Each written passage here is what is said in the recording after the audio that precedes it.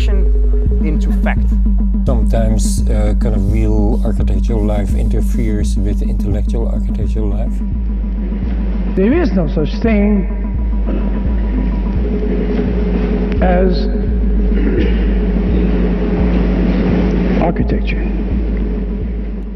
Hello, this is your temporary host, Sammy Prouty, and you are yet once again listening to Architecture Talk. Typically, on this podcast, Vikram Prakash hosts conversations with contemporary thinkers that expand how we know and imagine the built environment. However, this week, we continue our Editor's Choice series, during which we are putting some of our favorite conversations in conversation with one another, with the hope that these abridged pairings reveals something more about the ideas discussed than either conversation could convey alone.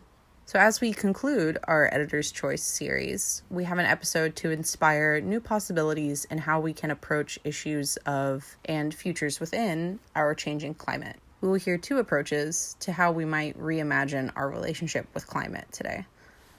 From Daniel Barber, which is episode 31, we will be hearing a conversation that focuses on contemporary issues and how we envision sustainability as a movement and culture. And our second conversation with Dilip da Cunha, episode 46, reimagines not how we relate to climate necessarily, but how we define culturally and physically what our environment is.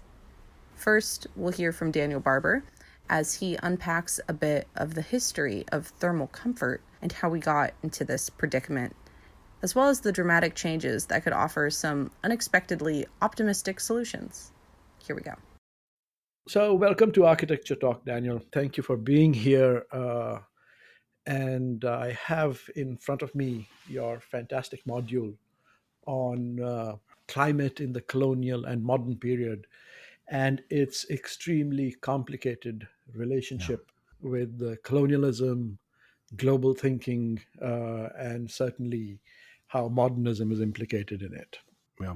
Now, you start off in lecture one, you introduce the whole topic, you and your team, by connecting this question of climate and colonial and modern architecture to connecting and distinguishing your discussion, I suppose, with a kind of, I would say, Orientalist reading of native cultures and settlements as kind of the architecture of the other, if you like.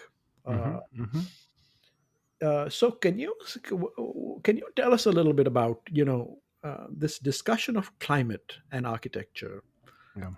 How does it and does it not connect to this kind of idea of climate-driven architecture as the architecture of native cultures or Oriental cultures? Sure. Yeah, no, it's a good place to start. And looking through the material again myself really struck by the kind of richness of what the team was able to put together. Yeah. On those terms. I think one of the things that we struggle with today in framing the question of climate and architecture, framing this relationship as a sort of set of historical thematics, is the extent to which a sort of relationship to climate is so intricately embedded in design strategies, right? Sort of up to the modern period. I mean, there's certainly a shift, we could say kind of mid-19th, early 20th century, which we can get to, but which is to say that, so-called vernacular or traditional practices, engage with local materials, with relationships to the sort of specific climatic aspects of their regions, in a sort of anti-universalist way, right? I mean, which is to say a very sort of locally, a very locally or regionally focused approach, right? So I think you're talking today or in the 19th early. No, I'm thinking, back in, I mean, where the module starts and the sort of timelessness of these sort of models. I mean, in effect, part of what's on the table in that sort of broad historical stretch is to recognize that modernism, the sort of more recent past of the 100 or so years, was a real break from an architecture that was always sort of, if not necessarily interested in climate per se, Mhm. was located in its specific condition, responding to a given set of climatic conditions, and was sort of, because of where it was built, had some relationship to its climatic surround, right? So Yeah. what Al Narath is playing out in this first module is a real interesting sort of analysis of a number of different cultural forms, right, that articulate in effect these varied vocabulary of relations to climate, of sort of how different building strategies, through the thickness of walls, through the raising up from the ground, through the kind of precise composition of the roof, right, were developed in direct relationship to what we now think of as sort of a set of regional climatic imperatives, right? So are you arguing in that with those two examples that you have of the Pueblo Indians and the other one that these kind of, uh, for lack of a better term, pre-modern or Yeah. pre-westernized, colonial modern westernized technologies of building were organically climatic? I hesitate to agree wholeheartedly. Just I think there's a concern there of a kind of romanticization of a kind of time of being at one with nature and this sort of thing, right? But I think that it is certainly the case that one can identify strategies. Well, strategies is maybe not the right word, but one can post hoc analyze, say, the production of Adobe in a Pueblo context, Mhm, mhm. and recognize that the thickness of those walls had a profound climatic set of effects, right? Yeah. And that the practitioners engaged in those building practices, whether there was a sort of consciousness of managing a certain set of climatic challenges, or whether it was just a set of traditions that were passed down, developed in relationship to the climate that surrounds them, right? Which is in a sense, and one sees this, or I'm sort of framing this, I guess, as a sort of contrast to the sort of universalist premise of the modern movement, so to speak, right? The Right. internationalness, Absolutely. Yeah. which is again not to sort of collapse into some sort of romantic sort of nostalgia, but to recognize that even today, and again today, I should say, in many cases, the sort of return to a relationship to regional materials, or sort of forms, or building practices of the past that recognize that there was a certain efficacy relative to how a building would sort of engage its climatic conditions, right? And even beyond that, like you give the example, for instance, of the connection of Taos Pueblo to Blue Lake, and Mm, how that the architecture of a building or even of a community connected to a mhm. broader ecology Right, right, is the right. kind of thinking that is certainly coming back today. Indeed, yeah. One can find the roots of a lot of contemporary ecological thinking in uh, uh, older tradition, older ways of Sure. building. Sure. Well, right, and I think that part of what's interesting, I mean, just in this specific piece of the module in particular, Al Narath's set of slides and discussions, as because part of what Al's doing in a different context is looking at how in the 1940s and 50s and beyond, there was a sort of scientific interest in the thermal capacities of Adobe, for example, right? Right. Which is to say that when we understand these traditions today and seek to apply them or engage with them in specific ways in a set of building practices, it's with a very different set of intellectual frameworks for kind of understanding performativity, and in part it's a question of how do we integrate those new conditions of technical knowledge into our building practices as well, right? I mean, one of the things that occurs to me is that perhaps one of the questions I have for contemporary ecological thinking is the high Mm, degree of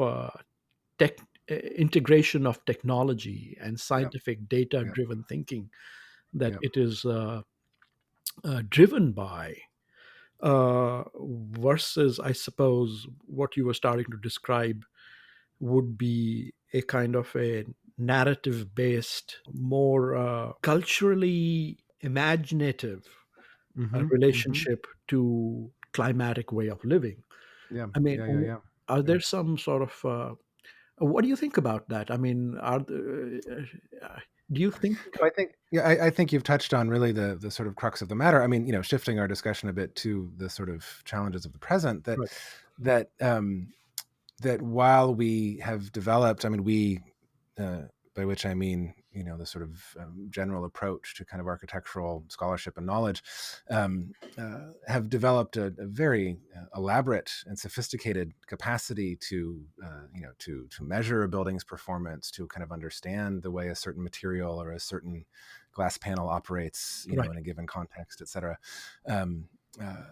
The intensity of this kind of applications of this scientific knowledge to building practices, we know now exactly how much carbon given building is emitting into the air, right, but have a bit less of a capacity to really rethink how those practices might transform. So, I mean, I often think of the passive house, right? For example, the sort of, one can be certified as a passive house designer and be producing these very heavily insulated, often panelized and very high embodied energy projects that certainly perform well in terms of the kind of maintenance of a certain type of thermal interior, that have extensive upfront costs, not only economically but ecologically, right? In terms of the sorts of correct, materials being used, and precisely what you just identified, which is one of the things that the study of architecture and climate historically helps us to see is that climate is in effect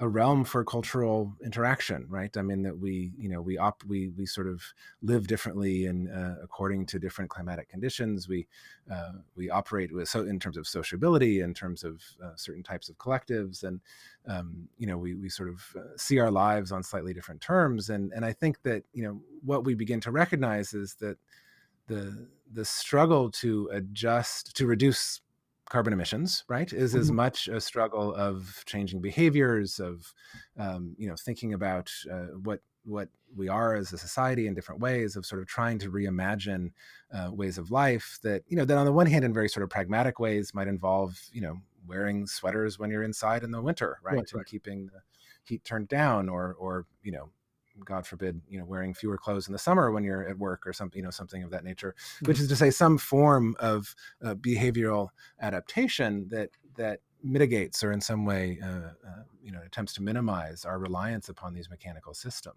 Right, right. I mean, it seems to me the main narrative that drives contemporary ecological thinking is a kind of a pre-apocalyptic fear that Mm. if we don't do this, then judgment will be at hand, and we are all going to Yeah, go up in carbon smoke. yeah, yeah, yeah, yeah. So we'd better do something.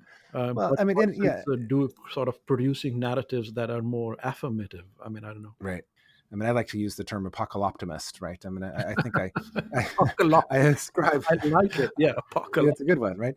I ascribe somewhat to this sort of, I mean, especially given the IPCC report of now 2 or 3 weeks ago, effectively saying, things are even worse than we thought. Right. There is a certain pressure, right? A certain sort of Sure. crisis that's increasingly present. And I don't, and I do think, many people will suffer, right? And I mean, not that suffering wouldn't have happened anyway, but in a specific way.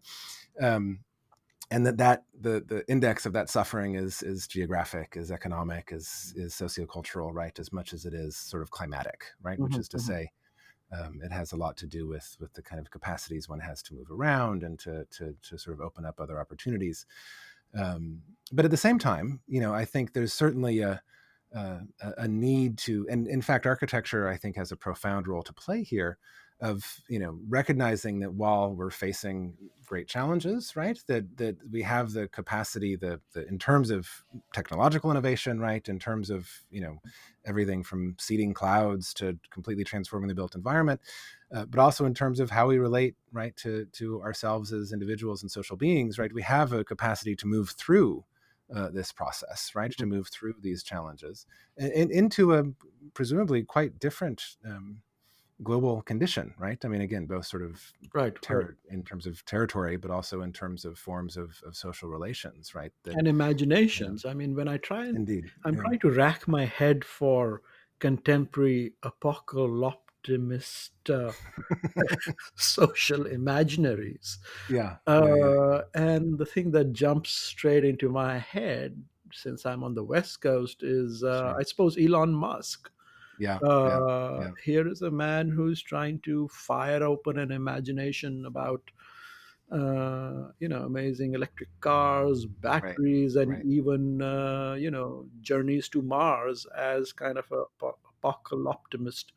What is your sense of? And the other thing that comes to my mind is Mad Max Fury Road. Yeah, sure. The other option. Yeah, no, indeed. No, but I think, Musk is an interesting figure to sort of isolate in this context, because I think there's, it's such a, this sort of long history of the kind of fantasy of the technological fix, right? I mean, Yeah, so much of the discourse around, climate in our contemporary context, is sort of wolf, the sort of, we have a history of technological innovation that will help us to solve this problem, yeah, right? I mean, that we don't know what it's going to be yet. yeah. Maybe it's kind of things that eat carbon, or maybe it's, again, seeding clouds, or some of these seemingly fantastical, or maybe we all move to Mars, right? Right.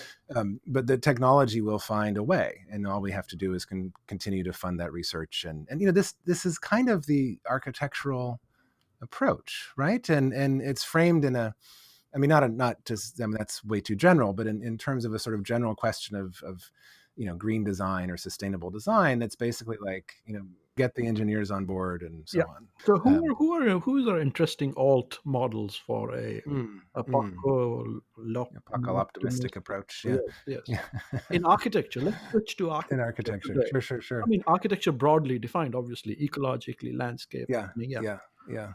Well, I think there's I mean, I often think of Kate Orff, right, and the oyster texture, Oh, which yeah, I, oyster texture. Yes, in New I, York. I Yeah, have yeah. some problems with in some ways, but I think as a sort of general framework, right, that is to say that we can completely reimagine the what I like to refer to as the sociobiotic relationship, right? I mean, if we transform the ecosystem, and that also transforms the way that we live in relationship to it, right?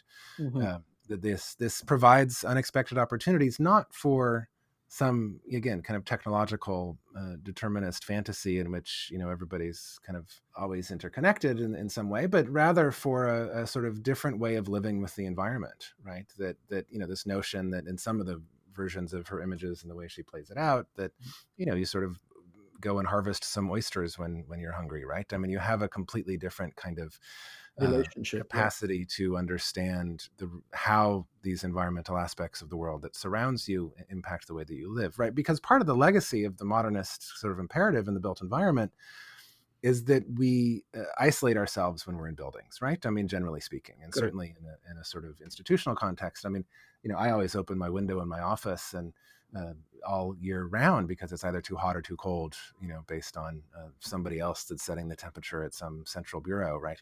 Mhm. We live in a situation where we don't have to sort of accommodate ourselves, except for the kind of walk to the bus or the subway or the car park. To the environment outside, and that defines a certain relationship between culture and nature, right, between humans and their environmental surround, that has made it very difficult to engage this challenge, right? Right. Because we've kind of lost the tools and the language, even in architecture, I would say. Uh-huh. I think we've been struggling, and I think this module represents some of that struggle, right? I think Right. we've been struggling to develop a discourse that helps us to understand, kind of what happened in the modern period that isolated us from these natural patterns. And again, not to sort of collapse into some, back to the land, let's all sort of live with nature, but to try to think creatively about how we can now use technology to transform those relationships and kind of rescript this condition of this kind of sociobiotic forms of interaction. I think also of David Benjamin's work, Mhm. Mhm. an architect based at Columbia University, right, who's done a lot of, very direct sort of, I mean, he has a project where you are sort of able to kind of talk to the fishes in the East River. He has another project where the building is built up through a set of bricks built out of mushrooms, right, or sort of emerging out of a kind of fungal process, right? And Right. all of them are partial, all of them are kind of inadequate on their own, as Of kind of course. standalone projects, but indicate that there's other sorts of relationships, other sorts of processes that we can engage in. Yeah, I mean, that sounds. It's also connects in some ways, I guess, to these ideas of new materialism, where one has to redefine this idea of what it means to talk to the fishes, or talk to Right. mushrooms, or talk to the brick, or Right. No, talk to indeed. concrete, Yeah. or to develop a more actively agential, symbiotic relationship. But Mm-hmm. before Mm-hmm. we get completely out there, Yeah. let's turn back to some of the other lectures in your module. Sure. Uh, so this whole modernist concept of tropical modernism, Mm-hmm. uh, I couldn't quite figure out from the lecture, and I'm just interested in your thoughts on it. Sure. Sure. Uh, i- i- do you think about this as a damning modernist Mm. concept, or is it Mm. actually in some ways early ecological modern thinking, Right. contemporary thinking? What is Right. your Right. thinking about the legacy of tropical modernism as this Yeah. discipline? Interesting. Yeah. Um, it's a very interesting question, and in some ways, Rachel, of course, would be more prepared to kind of address the Of course, Königsberger question directly. But I think that when modern architects, in particular, were starting to test out ideas in climates that were not native to them, shall we say, right? I mean, in right. which, how does the sort of modern premise work in India? I mean, other stories in Brazil, certainly in West Africa.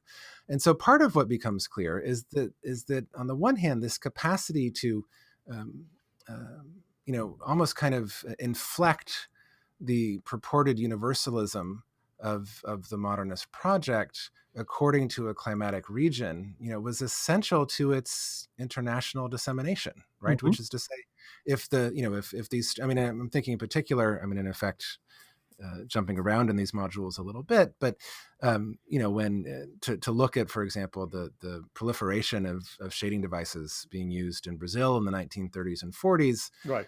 Which is that lecture were 5, right? which were necessary to kind of conceptualizing and then constructing these relatively high-rise, 8 to sort of 15-story towers Mhm. in Rio and Sao Paulo and Salvador and Recife. The shading system was essential to sort of modulating those thermal interiors to not so much to make them livable, right? I mean, that already brings in a sort of set of specific regional parameters, right? But to enter them into some sort of global flow of knowledge. Right.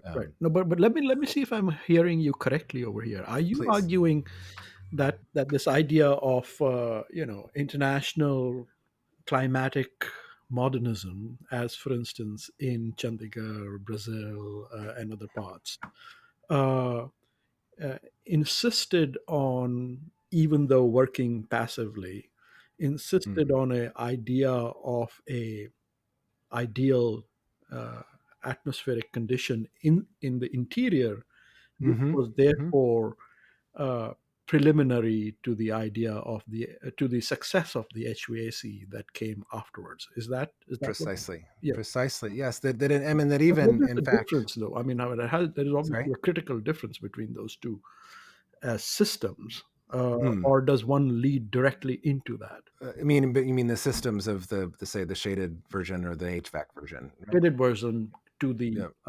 the HVAC. Yeah. No, these are totally different approaches, right? And I mean, again, some of the story, Le Corbusier, I think it was in Buenos Aires in around 1936, giving a lecture and calling for a future in which all buildings would be 68 degrees, right? And so two sort of points, right, that I'm trying to emphasize. I mean, one is that the role of that sort of control of the thermal conditions of the interior was essential to the articulation of modern architecture in this kind of interwar heroic period, right? And also in its kind of effects as it disseminated in various forms around the world soon after, right? So we see shaded buildings by SOM in New Orleans being built in 1947, right? We see, shaded buildings in Los Angeles, in Australia, Right. and Right. Japan, et cetera, et cetera. So that's on the one hand, but on the other hand, exactly as you're suggesting, right, that what ended up happening was, and there's a kind of second aspect of the story that has to do with the kind of interaction with climate scientists, that as architects, well, in effect, the capacity to conceptualize the thermal interior, right, what came to be called the comfort zone, was developed through non-mechanical means, right? Was developed through thinking about materials and spatial, volumes and shading systems, Climatic as a grids means. and so on. Yeah. Exactly. Yeah. And that once that had been sort of clarified on those terms, once HVAC came into play, that same sort of comfort zone was, to be a little too schematic, but was in effect sort of co-opted by ASHRAE, right, as a means to establish a set of standards that then would be developed through, of course, mechanical systems. Let's talk a little bit more about the colonial underpinning. Yes, indeed. Tropical modernism, or sort of Sure. modernizing vernaculars, I suppose, or colonial modernism as a kind of a climatic type is a category that seems to be current in, at least in academic discourses in some parts of the world. In particular, in its climatic variants, Right. through the work of institutions such like as the public works departments and basic colonial building types. Right. How do you position the colonial in this discourse? Is it simply preliminary to modernism, or is it to be differentiated from it? Right. No, again, it's a great set of questions, and I think that interventions and innovations of colonial building practices, I should say in particular, were about, on the one hand, adjusting again the kind of thermal interior in specific ways to make them more amenable to the sort of northern or western occupant, right? So the British soldier and the specific forms and materials and overhangs and verandas, right, that became seen as kind of necessary to a certain way of life in the colonies, and also to sort of acclimatizing the subject in very specific ways, right? The colonial subject, I should say, right? This sort of notion of climate determinism, as it's often called, that was widespread, right? And that we know these from other sorts of versions of these stories of the natives are lazy, the natives are not don't work as well as unless you sort of give them a certain set of conditions, right? This kind of notion that there was some sort of challenge that was to the challenge of sort of civilizing indigenous populations had to do with the kind of essential conditions of their climate. So again, it's a recognition that part of the function of the built production of the colonial powers was to render those interiors, climatically distinct from the conditions of the exterior. The climate becomes a sort of cipher for the sort of project of, I put this in heavy scare quotes, right? The kind of civilizing project of the colonial period, as a means to sort of adjust the climate or sort of adapt the individuals to a different sort of climatic experience, right? That would help to make them more amenable to, right, the kind of Western world in some often ineffable way. So there's the colonial beginnings of this project, which then gets amplified, transformed, and supposedly universalized through the modernist project and its scientifism. And if we take this trajectory and start looking at our what was it, apocalyptic perspective, how do we culturalize this internationally in a global frame, in a non racialized, non-universalized way. How would you teach a contemporary course on tropical modernism or tropical Right. Yeah. post-apocalyptic Post-apocalyptic tropicality. Yeah. optimism? Yeah, Tropicopocalyptic optimist, something like that. yeah, something like that. We might want to leave that alone. Yeah. But I think that I mean, in some ways, it shifts. We can kind of use a somewhat different kind of language maybe to address some of this, which is just surrounding this question of comfort, right? Okay. And so, in a sense, the kind of first imperative to thinking about the kind of apocalyptic designs of the present and near future, how to design for discomfort, right? How can one sort of see the regulations that ASHRAE presents and the conditions of the thermal interior that are optimized and adjust them so as to emit less carbon as just sort of a basic principle, right? And I don't I would say I don't know how to design for discomfort, right? I mean, when you're saying But the that sort of sounds a course that great might play out, project as an yeah, imagination. no, indeed. I mean, this is maybe some some studio perhaps of, Mhm. and it's not just and of course it's uneven geographically, right? I think one of the typical debates around climate change is how does somebody from Paris and New York sort of go to individuals in other parts of the world, generally speaking the global south, and say sorry, we don't have any room for more carbon, so you can't have a car, you can't have a refrigerator.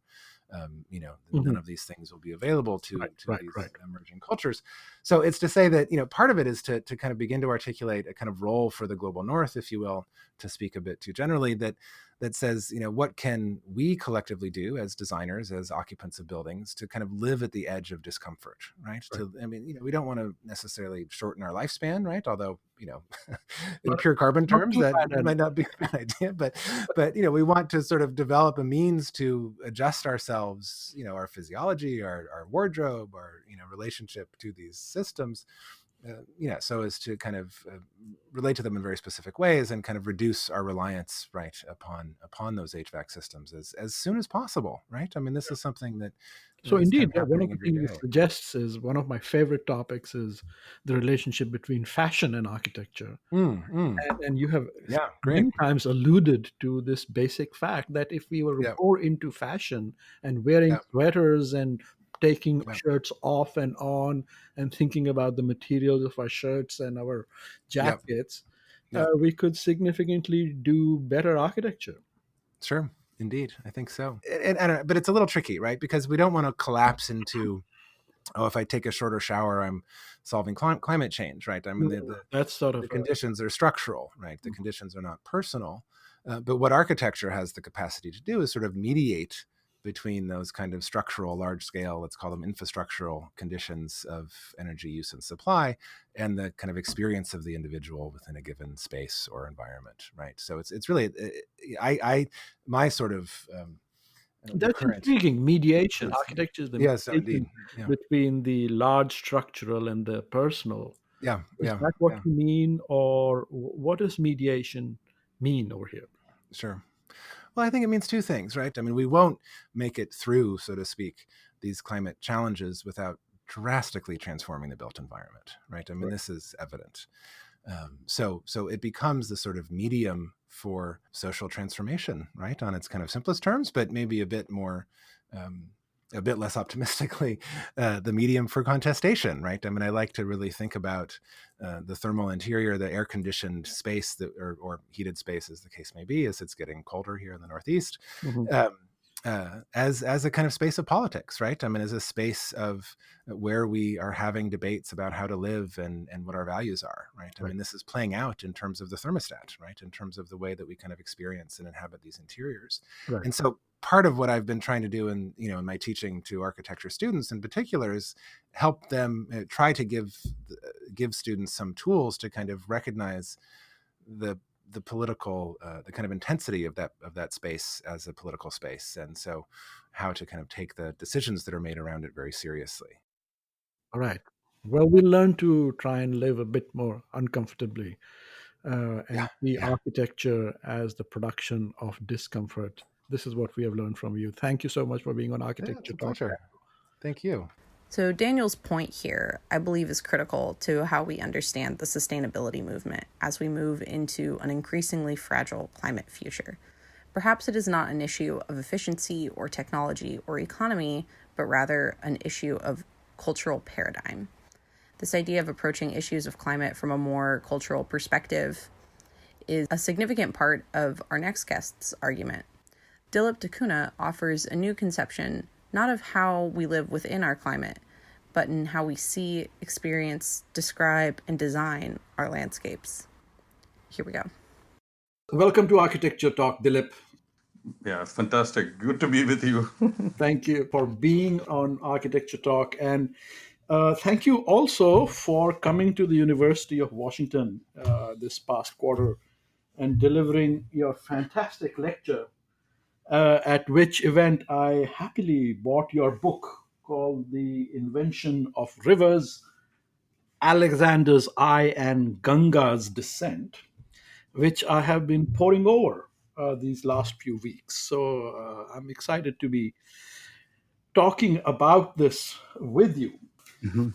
And if I may, I would like to suggest that, in a sense, what I want to talk about and what your thesis, it seems to me, is that rivers have been done significant epistemic violence to, which is to say that they have been significantly colonized, to use your term, in a way that has desiccated them of their broader geology, their broader lived world experience. And it seems to me that you are saying and you are calling for a new era of thinking rivers as an era of what you call thinking wetness, thinking of us as living in a perpetual kind of a system of wetness, from the Mhm. ocean to the airs to the precipitation to the Tibetan Valley, to Tibetan Mhm. Plateau, to the water systems, the edges, and so on and so forth. Mhm. So let's begin with what is the problem? What is the problem with identifying rivers as well articulated systems with good clean borders that can be placed cartographically cleanly on the map? What is the problem with that description of the river? Well, the way in which the way you described it, at one level is very correct. Um,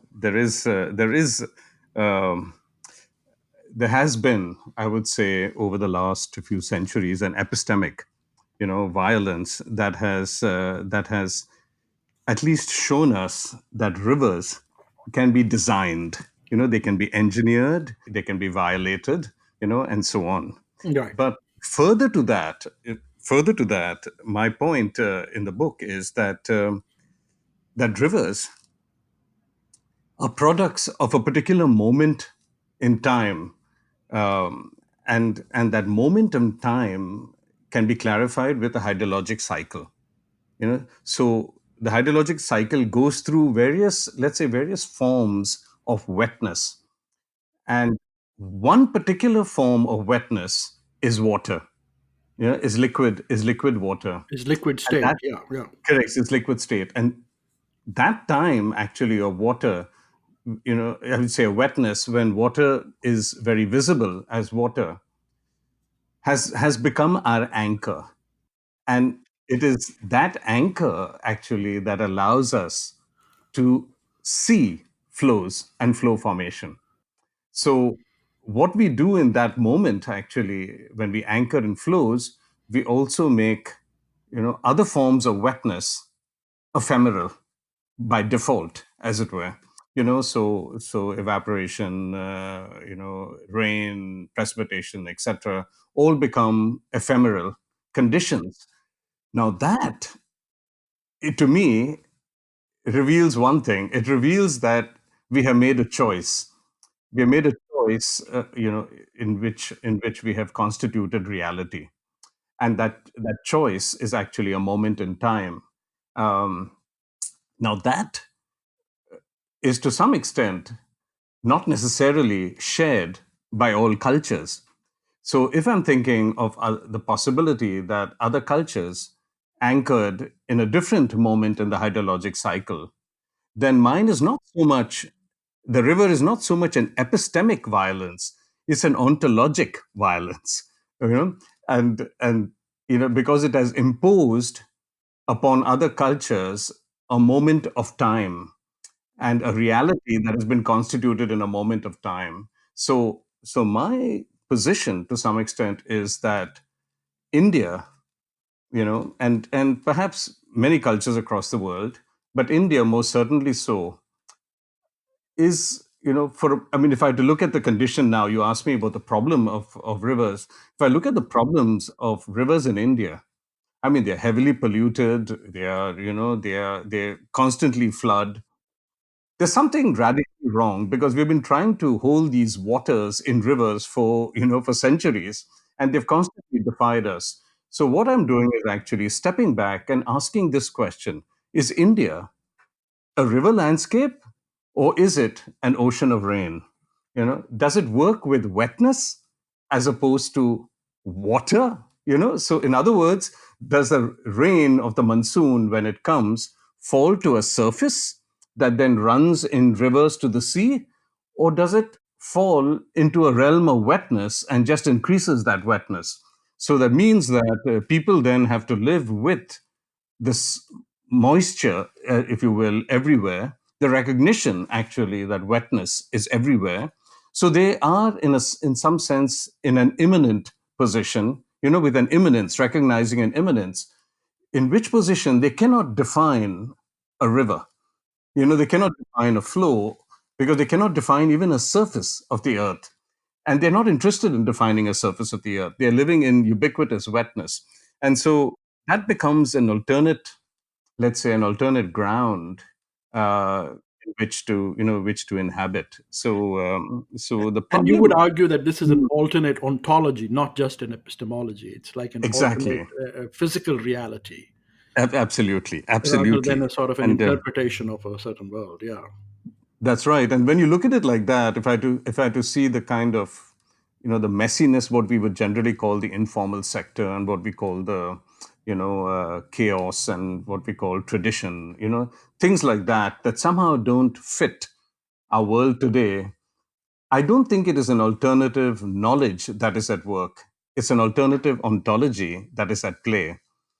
So people are living actually in another moment, as it were, with another reality, and these two realities are in conflict, and that explains the messiness of places like India and what we call developing, the developing world at large. Yeah. Yeah. How did you come into this concept, Dilip? I mean, how, is this sort of a deep lived memory from your childhood, or is this a concept you sort of stumbled back yourself into as a practicing landscape architect or as an academic? How did you come into this? Well, I guess it's been decades of pondering. you know, Scotch it's helps, a yes. right. you know, uh, when you look at wetness as the problem and not water, you then open your mind up to the possibility that rain does not necessarily flow, that rain soaks. And this is what we had done in Bombay also. There was an intuition that we worked with that said that people are trying to train rivers here, trying to train water into rivers instead of actually holding wetness and working with it, and doing things with it, growing plants, for example, like that. By draining it off, we're only seeing it in one form. So I think the point I should make, and I feel what you're getting at, is that I would never have been able to question rivers without the alternative ontology of rain. And the fact that rain does not necessarily flow, rain soaks and holds and saturates and exceeds. um, it does not flow. So it's like seeing a blotting paper, and a stain at work.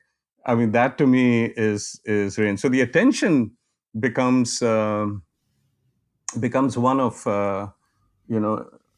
the raindrop, if you will, rather than a flow system. Yeah. And I mean, you described so in your book the sort of fundamental difference in the experience of rain, where in India, when the rains come, the monsoons arrive, it's joyous, and you see it as right, you say, the descent of the Ganges. Here's the Ganga coming down, and it right, soaks your body and it fills you with happiness. yeah, And you see that as the river versus seeing rain as this problem that yeah, you need an yeah, umbrella for. Yes. So rain, thinking of rain versus river as a sort of a point of view. yeah. Although that, Vikram, is sadly changing, today. I mean, we are seeing more and more how rain, while it gives, it brings a certain amount of relief, and still has an element of joy. There is always that tinge of, I would say, trepidation that comes with the possibility of flood. That's always now. I mean, it's becoming increasingly overbearing, particularly in cities. You don't want the rain because it brings flood. So that. So let's talk flooding. Let's Mm, talk floods and flooding, and let's talk flooding in mm, India. I mean, I was looking at your chapter on Banaras and the Ghats and the mhm, river and what its original section must have been and how it has been trained and rethought and reimagined. And I sort of get a sense that the argument you're making is, even in the case of the Nile, let's say, that mm, they conceptually or sort of lived ontologically, thinking of rivers as wetnesses or as part of a wetness ecology mhm, is in part always living with a kind of flooding, which is to say mhm, there is no flooding. You're living on islands in the middle of oceans, I think you say, mhm, with mhm. rising and falling water levels. Correct, correct. Mhm. So, what is the difference between that flooding and the problem that you're identifying as contemporary flooding? I mean, water. I should say, wetness has been so demolished and turned into a river that you now have flood. Flood is water crossing a line. In a rain culture, there is no line to cross. You Mhm, know, mhm. so it's really, I think, the sense that when we shifted from rain to rivers, we created flood. And that is why, if I had to go back to the Mississippi for a moment and say that we saw a landscape of flood, because we cited the Native American possibility of the Native American living on mounds in the same manner, actually, that they did in Egypt and things, in a midst of wetness. So they never even saw a river, so there was no river in their ontology. So this, Possibly, yeah. this is very fascinating. What is your sense of its implications for what life meant for the Native Americans as a sort of inhabited wetness, as described by the mounds? What does that mean for what it is to live, in your Yeah. sense? I mean, to live, basically, we've got to, we've, when I do away with water, I'm also doing away with land, So that is one important thing. So one has to constitute their living without the elements of land and water. So without the sense of an earth's surface. And which is an interesting point. I mean, I've heard that the Native American, and I don't know this from my first, from my own reading, but I've spoken to lawyers, actually, who, I would say water lawyers, who actually give me a sense that the Native American does not make a distinction between surface water and groundwater. Yeah. Now, when I think about what that really means for me as a designer, it is that they look at a world sectionally. They look at a world sectionally, and if they look at the world sectionally from clouds down to the aquifers, if you will, or as just a thickness that they inhabit with a freedom that is not structured by a datum of a land surface, then I am open to the possibilities of seeing their mounds or seeing the way they inhabit high grounds, opportunistically, high grounds rather than low grounds, where we are driven to, the edge of the sea. They were not driven to the edge of the sea. I mean, they lived on high grounds. And so when you look at those high grounds, then with a sense of sectional appreciation, not a sense of movement from a coastline, or a waterline or anything like that. And so that understanding of architecture and settlement, and and their whole ground of habitation, just opens up another understanding of the past. How might we take mound building as a characteristic of thinking sectional wetness? Now we are coming to the question of design Right. agency here. Yeah. Yeah. How do you and how might one, redeploy it in various ways, at least as a starting point to think the future? Yeah. You know, one thing that the mound introduces, which is something that you probably see, practiced to some extent in India even today, and perhaps other places. I mean, is that you see a Hmm. gradient at work, Patrick a Geddes gradient, gradient you talked about that, from yes. less,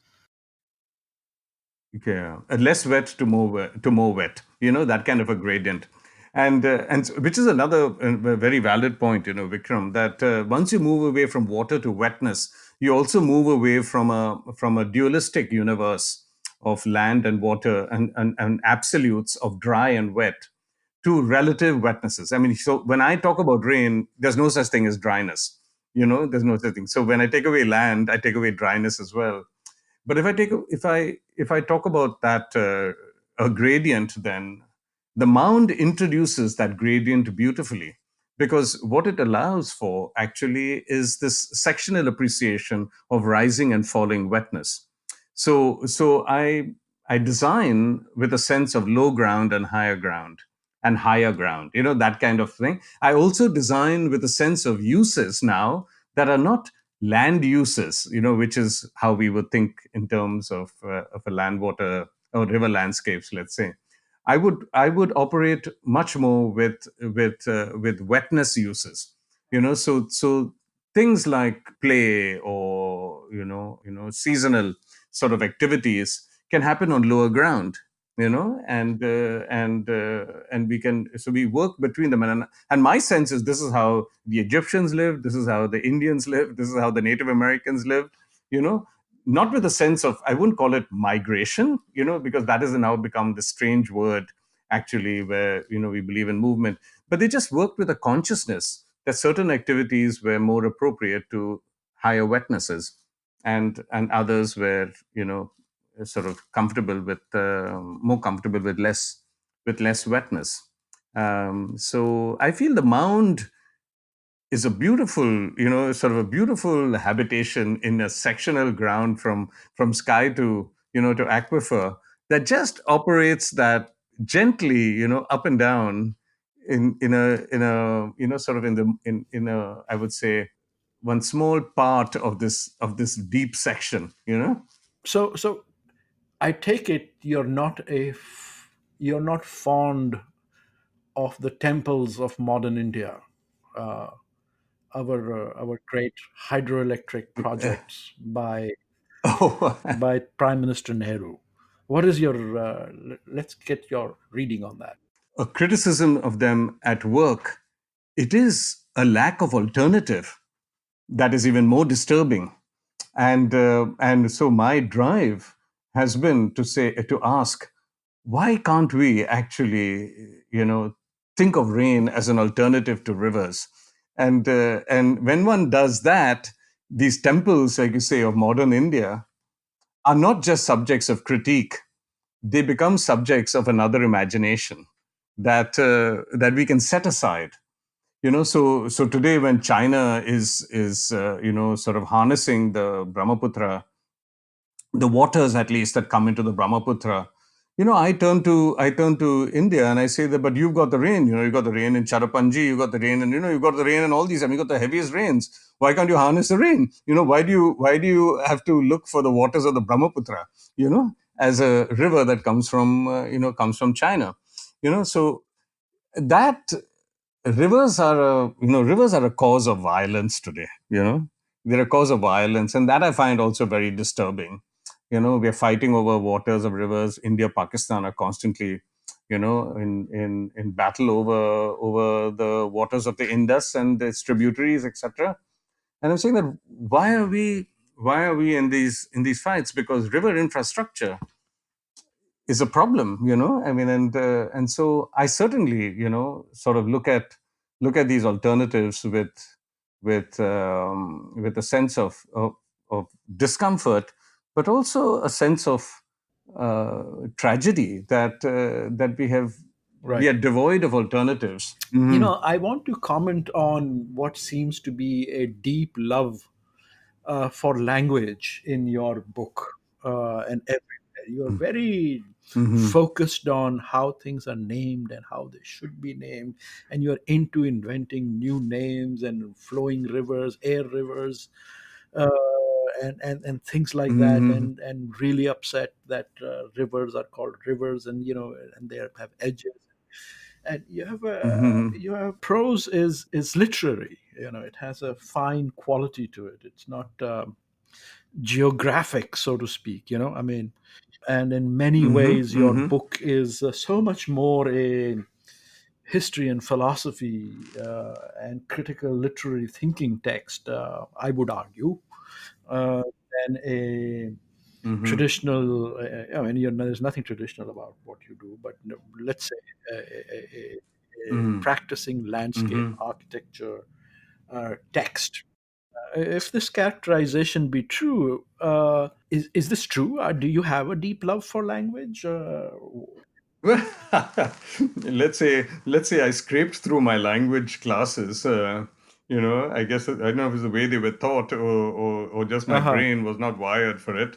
Um, but I do have an appreciation, particular, let's say, for the speculative possibilities of correspondence between words and ground. you know so when I, for example, when I talk about the Ganges as a river, and many people think of Ganges and Ganga as the same thing. I see an opportunity there, and it's just a playful opportunity on my part to make a difference. And so when I say Ganga is rain and Ganges is river, and then I ask the question of how a translation of Ganga, from the Sanskrit text to the English text, is translated as, Ganga. If I'm from, I mean, Ganga becomes Ganges River. And I say, how is that possible? It's because correspondence is not paid attention to. That if I correspond Ganga to rain and Ganges to river, they're not translatable at all. So that aspect of language has always intrigued me. Like even in the case of Bangalore, I wrote this piece with Anu on Bangalore. As a As a quota? tota. It's people talk about Mhm, mhm. Bangalore as a garden city, and when they changed the name Bangalore to Bengaluru, which is the Kannada, which they say is the Kannada equivalent of Bangalore, I said, well, maybe it's not the Kannada equivalent.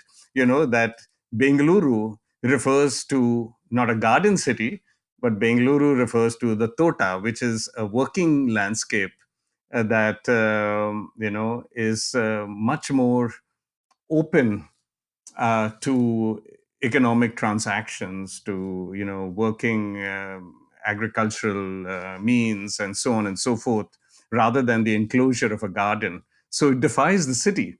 So I enjoy the possibilities of language in that respect, particularly the simplicities that come from translation. They allow me, I think, an entry point to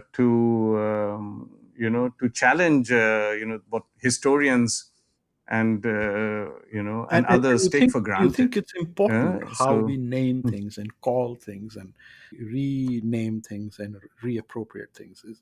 Is it just a tool for thinking, oh or is it an important yeah, thing no, in the no, world? yeah, absolutely. I mean, I think it's critical. I think like when I look at Varanasi, for example, as a Janapad, what I call the Janapad, which is a mound working on a gradient, cannot have a spatial configuration that is restrictive. So I cannot say that it goes up to that point and, and draw a geographic area. So, so I think you pointed out earlier, Vikram, I do take issue a lot with geography. Geography as actually the Earth's surface and the reading of it, which has tended to lead to actually exhaustive readings of the surface. So an area is exhausted. So when I'm thinking of a building, or whether I'm thinking of a city, or thinking, the name actually when I think of it in geographic terms, immediately comes with limits. But when I'm thinking in terms of mounds and gradients and rises and falls of wetness, a name like Varanasi has no limit, has no spatial limit. It has an infrastructural extension, and so people carried their name, wherever they went, and so it was a different kind of operational, let's say, Yeah, system. and Ganga is Uh, everywhere also, Ganga is everywhere. Yeah. Versus the Ganges. Yes.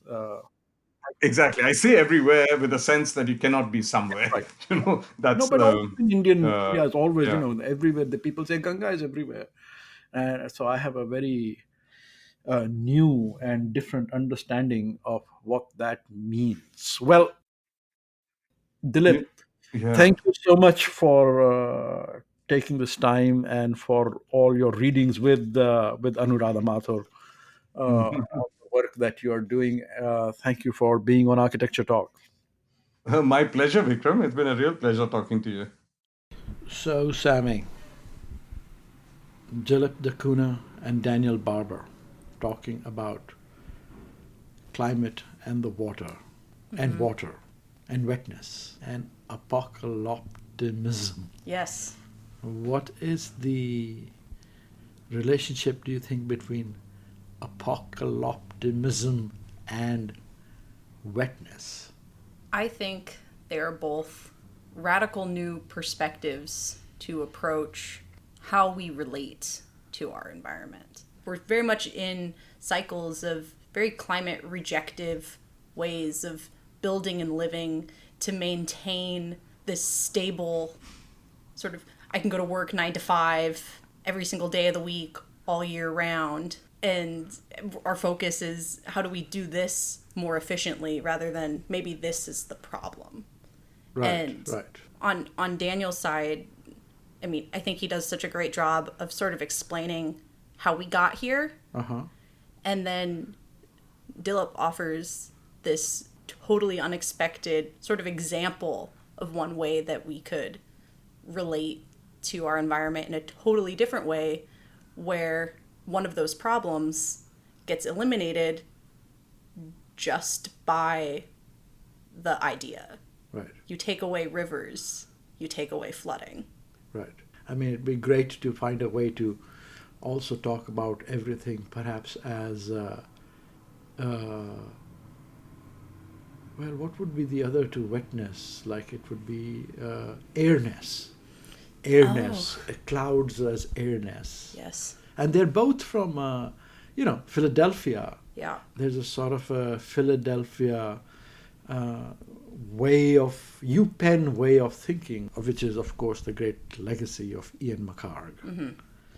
Anyway, Sammy, it's been great to have you doing these special edition editor's choice episodes.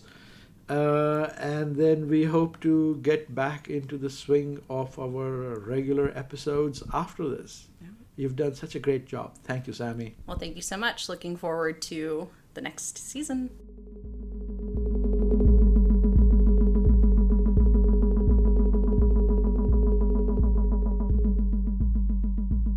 Thank you for listening to Architecture Talk. This is Vikram Prakash, your host, and our producer is the one and only Sammy Prouty, a graduate student of architecture here at the University of Washington in Seattle.